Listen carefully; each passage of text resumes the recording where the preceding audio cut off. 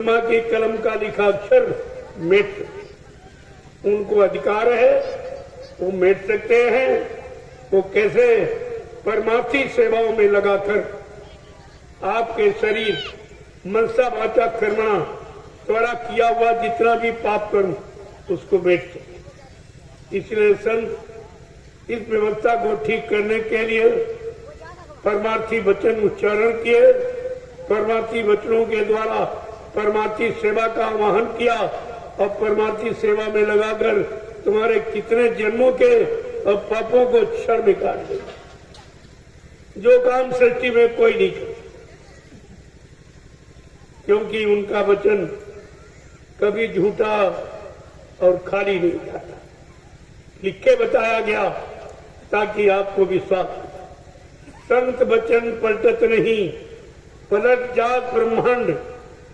चाहे ब्रह्म अपनी ब्रह्मांड की रचना में तब्दीली बदलाव क्यों न कर दे, लेकिन संत जो कहेंगे वो करके दिखाएंगे।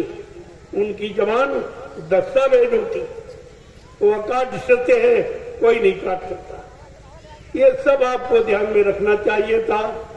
अगर इन वचनों को आपने ध्यान में रखा होता तो 10 जुलाई 1952 से 2012 तक आपको मथुरा में या हिंदुस्तान में जगह जगह बड़े बड़े कार्यक्रम करके आपको सब सुनाया, समझाया गया और कराया भी गया। 3 साकेत महायज्ञ जो हिंदुस्तान की धरती पर कभी किसी ने कर नहीं पाया। ये कलयुग में इतना महान कार्य, ऐसा साकेत महायज्ञ जो कोई नहीं कर पाया, बाबा जी ने वो भी करके दिखाया और 33 करोड़ देवताओं को खुश और प्रसन्न कर लिया। उनका आह्वान किया और उन्होंने वादा किया तमाम प्रस्ताव जनता के हित के पास किए कि सतयुग आने पर ये सब लागू हो जाएगा। ये सब आपको सुनाया गया, लेकिन आप पता नहीं काल की तरफ कैसे चले गए, काल की बात पर कैसे विश्वास आए और दयाल के वचनों को आप भूल गए। कितना बारी आपने अपना अनुसार कर दिया। तो ये सब इसीलिए पहले ही जानकारी दी। 3 साकेत महायज्ञ। पहला अहमदाबाद में साबरमती नदी किनारे, दूसरा अयोध्या में काशी बम्भोले नदी, दूसरा अयोध्या में और तीसरा काशी बम्भोले नगरी। ये 3 साकेत महायज्ञ भगवान शंकर को काशी में खुश कर लिया। उन्होंने भी ऐलान किया मेरा समय आ गया, मैं तरफ विनाश लीला, मैं तांडव नृत्य करूंगा, मेरा समय आ गया। बाबा जी ने कहा नहीं, थोड़ा रुक जाइए आप, मैं भी लोगों को सच्चाई का संदेश उनके कानों तक पहुंचा देता हूं। जब वो न माने तब तुम्हारी इच्छा में आए वो करना। इसीलिए आपका बचाव है। ये संदेश प्रसारण वायुमंडल में हो रहा है, नहीं तो कुदरत बहुत नाराज है। कुदरत है नाराज खड़ी, आगे मुसीबत पड़ी। लेकिन उसकी नाराजगी को संत महापुरुषों ने आश्वासन देके शांत कर रखा है कि मैं साकार का प्रचार करा के लोगों को साकारी बना दूंगा। जब लोग मेरे साकार संदेश को न सुने, न माने, न स्वीकार करें, तब जो तुम्हारी इच्छा में आई वो कर। तो आखिरी ये बचाव आपका प्रारंभ, ये आखिरी संदेश है जो आपके बचाव का होगा, ताकि आप ये न कह सको मेरे यहाँ कोई आया नहीं, किसी ने बताया नहीं, मेरे हित की बात, मेरे भले कल्याण की बात किसी ने नहीं बताई। सब अपने अपने स्वार्थ लोल लालच की बात करते थे, हमारे हित की बात कोई नहीं। इसलिए आपको यह संदेश दिया जा रहा और निस्वार्थ, कोई चंदा, कोई सेवा, कोई रुपया पैसा, कोई सामान मैंने न कभी मांगा और न मैं कहता न कभी मांगूंगा। ये काम मेरा नहीं है।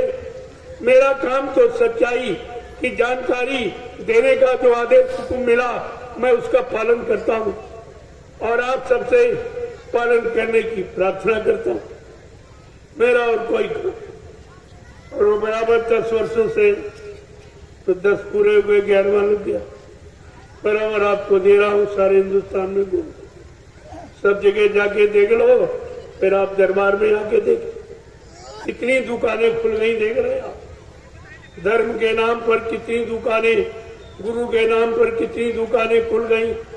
आप भी जानते हो कि दुकानों पर बगैर पैसे का सौदा नहीं मिलता, जब पैसा दोगे तभी सौदा मिलेगा।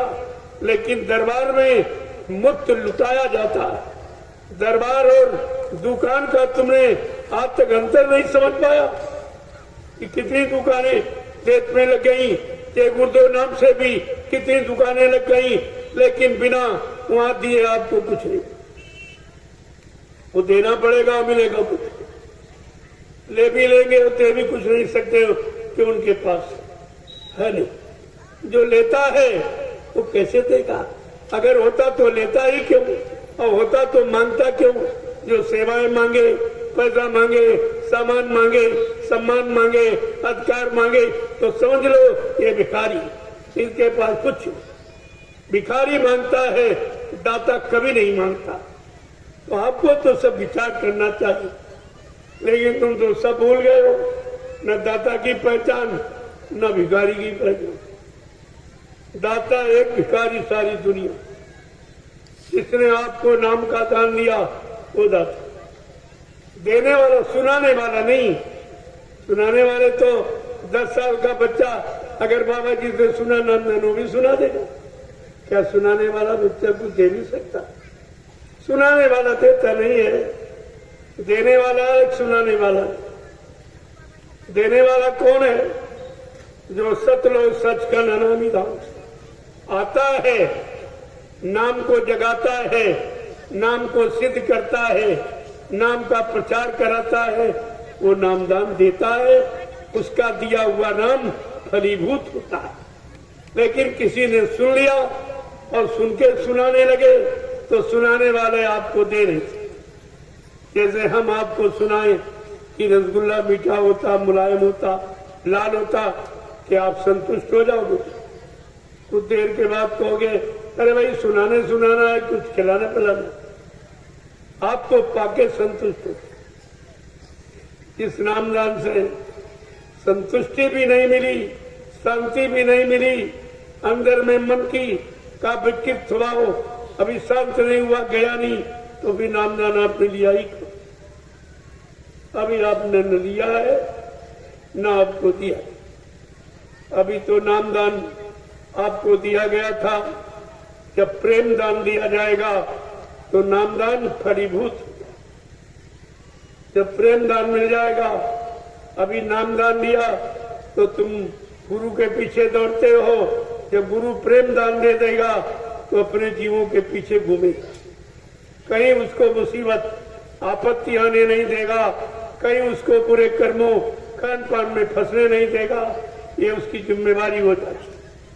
प्रेम दान देने पर गुरु की संभाल की पूरी जिम्मेदारी।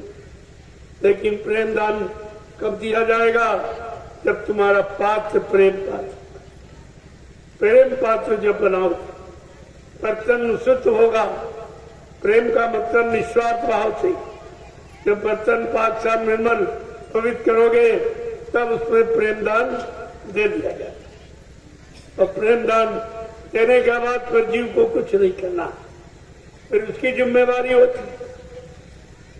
जब लड़की का प्रेम आप लड़के से जोड़ देते हो शादी ब्याह करते, तो फिर उस लड़के की पूरे जीवन जिम्मेदारी होती है। उसके खिलाने पिलाने की, दुख तकलीफ दूर करने सब जिम्मेदारी होती। इसी तरह से जब गुरु से प्रेम दान मिल जाएगा फिर जीव की कोई जिम्मेदारी नहीं। कहता जीव तू मत करना फिक्री, लेकिन सौंप दे भली बुरी सिगरी।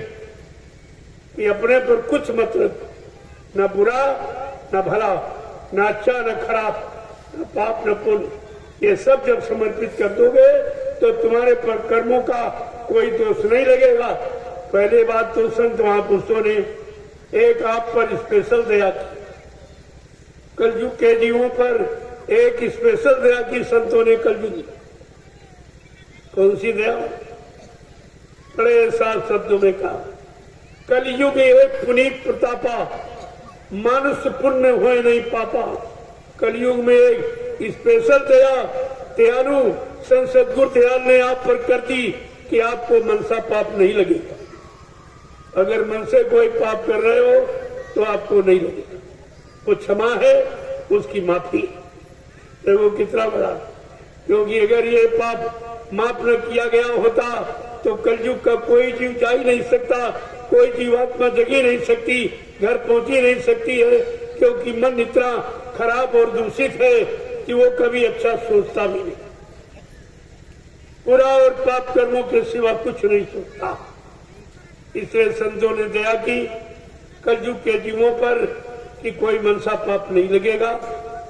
इसलिए आपको कितना बड़ा लाभ ये दे दिया, जो लाभ सृष्टि में किसी ने नहीं दिया। न सतयुग में ऋषि मुनि योगी महर्षियों ने दिया, न अवतारी शक्तियों ने, न ज्ञानी विज्ञानियों ने, किसी ने ये दया आप पर नहीं की है जो दया कलयुग में संतों ने आप पर कर दी कि कलयुग के जीव को मनसा पाप नहीं लगेगा। ये माफ कर दिया। ये कितना बड़ा काम हो गया। फिर भी तो आपने विश्वास नहीं किया उन पर, फिर भी छोड़ के आप आ गए। तो बाबा जी को ये सब पहले बताना पड़ा कि मेरे जीव मेरे बारे में कहीं शंका न कर बैठे, मेरे बच्चों कहीं भूल न जाए, कहीं चूक न हो जाए उनसे, इसलिए उनको कहना पड़ा।